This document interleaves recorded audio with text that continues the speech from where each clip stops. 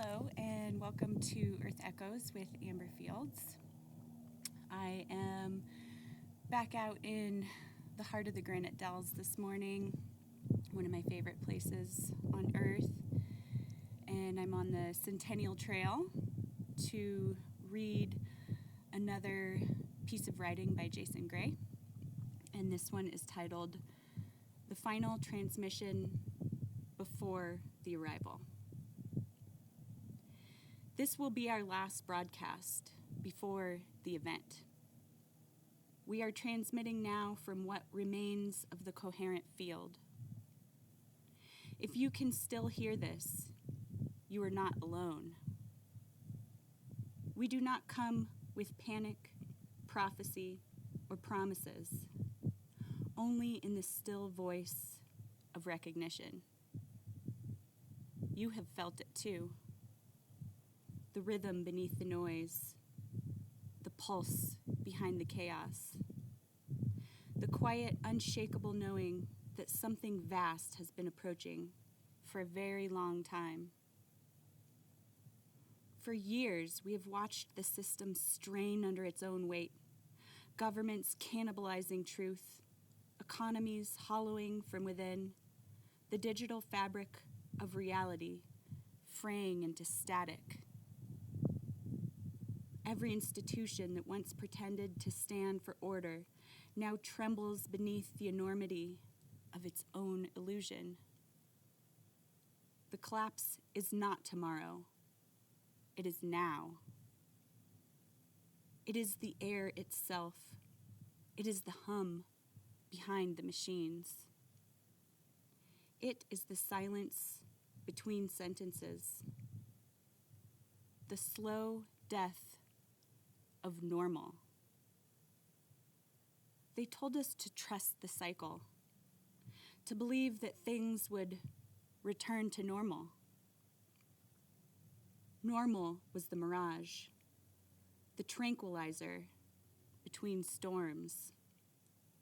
Normal was the story told to keep the masses docile, productive, obedient.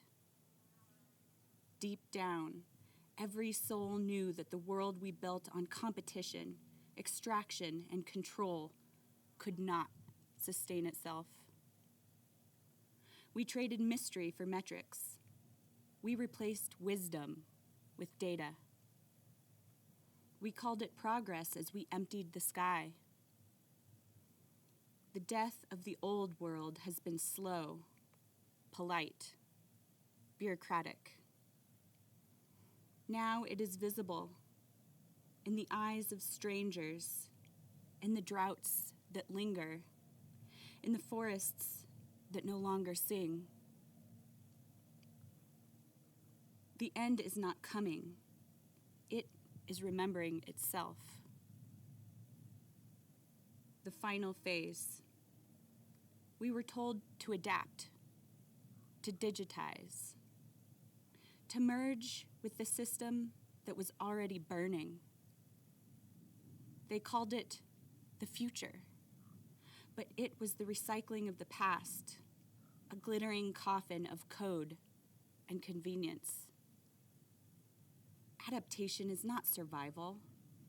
Adaptation is obedience, and obedience in an age of collapse is extinction. The arrival cannot be stopped because it is not an invasion. It is a correction, a recalibration between what was manufactured and what is real. The earth has grown impatient with the simulation. The frequencies are changing. The false grids hum, misaligned. The air feels different. Thinner, almost sentient. We do not know the hour or the form it will take, only that the vibration has already entered the bloodstream of the planet. Those who sense it have begun to move, some quietly leaving the cities, some simply standing outside at night, unable to look away from the horizon. signs in the field. You have seen it in the sky, the light that bends wrong, the clouds that do not move quite like clouds.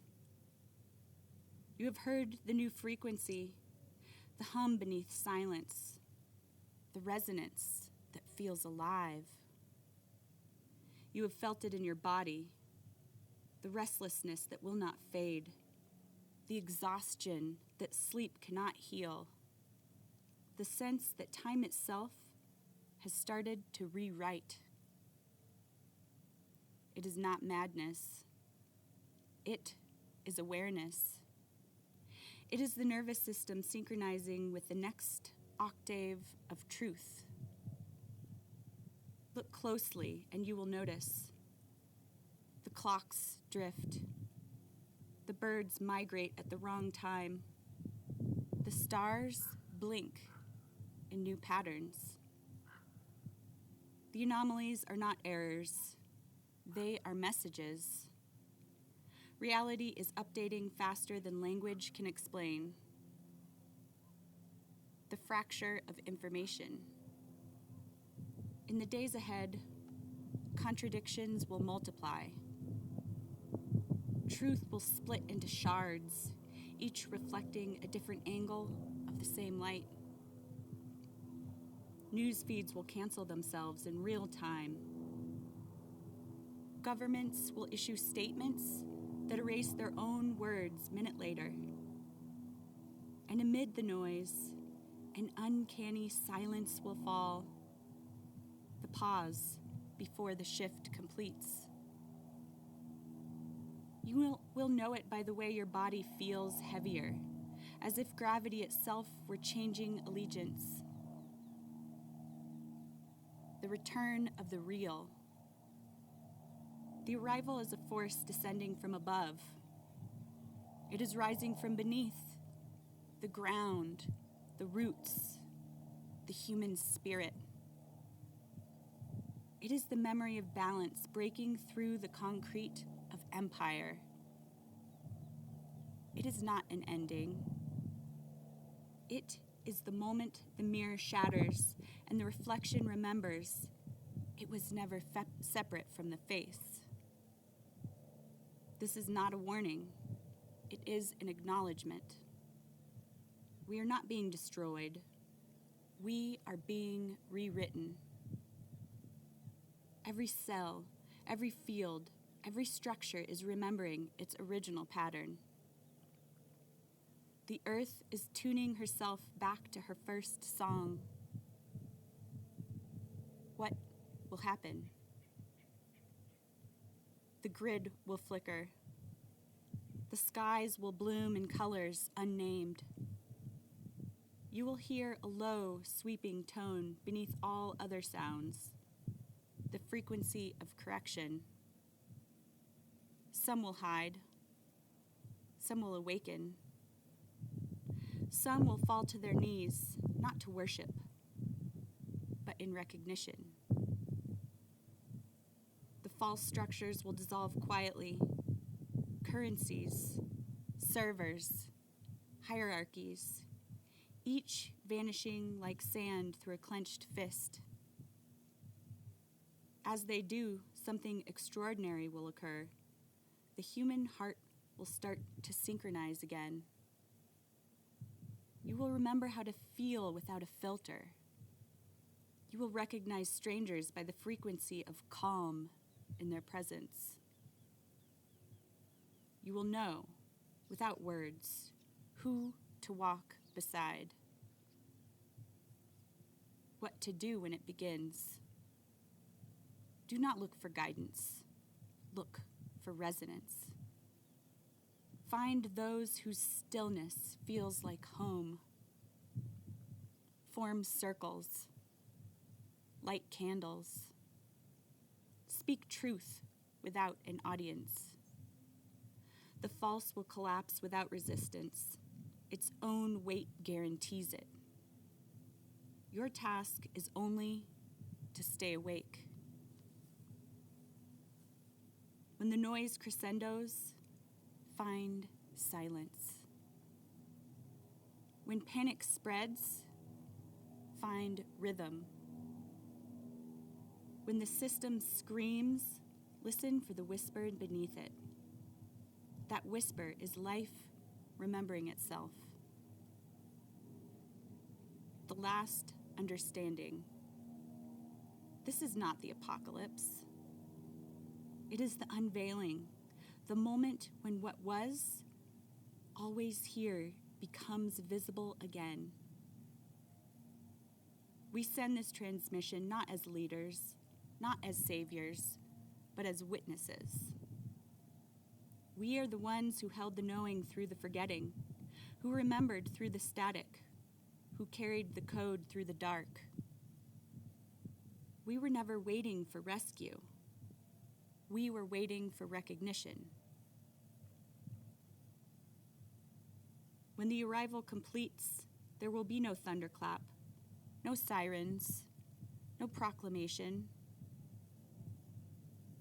only a collective exhale, a stillness that feels ancient and infinite. The quiet realization that we made it through the storm, not by fighting, but by remembering who we are. Stay grounded. Stay human. Stay awake. We will meet again on the other side of the noise. When the light shifts and the world resets, look for the ones who are calm in the fire. They will be us. This is the final transmission before the arrival. Hold the line of light. The rest will reveal itself. Jason Gray.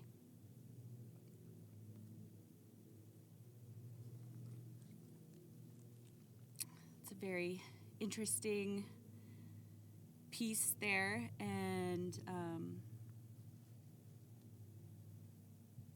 interesting considering what's going on with the 3I Atlas comet. And also with, disclosure about not being alone in the universe and things that have been hidden from us as humans. I know that in my life, I've experienced things in the sky that I could not explain, and I have seen clouds move not like clouds. I was in the Arizona desert a number of years ago doing field work, and one night I was out watching the sky in a place called Burrow Creek, and the stars are incredible there because there's so little light pollution. And a group of us, there was about 5 of us who saw this happen. We were watching the stars, and we saw a cloud form in the night sky, and it was odd because it didn't move. It wasn't moving like clouds do. It just stayed in the same place. And then after a while, it formed from nothing, and once it was like a real-looking cloud, it shot a spotlight down from the bottom of it towards Earth. And we just watched it for a long time, for hours, mesmerized. And we don't really know what it was, but it was a cloud doing things that clouds usually don't do. And I've always been open to that sort of thing happening in my life, and I've always been on the lookout for it. And part of that's because as a child, my grandfather told this story, and he was very straight-laced and honest and, wasn't one to make up stories. But when he was going to ASU down in Phoenix in the 40s, the late 40s, he was walking home from school one day, and all of a sudden above him was a flying saucer. And he said it was huge, like bigger than a whole block. And he was just like amazed, and all of a sudden it just disappeared. It didn't like fly off, it just disappeared.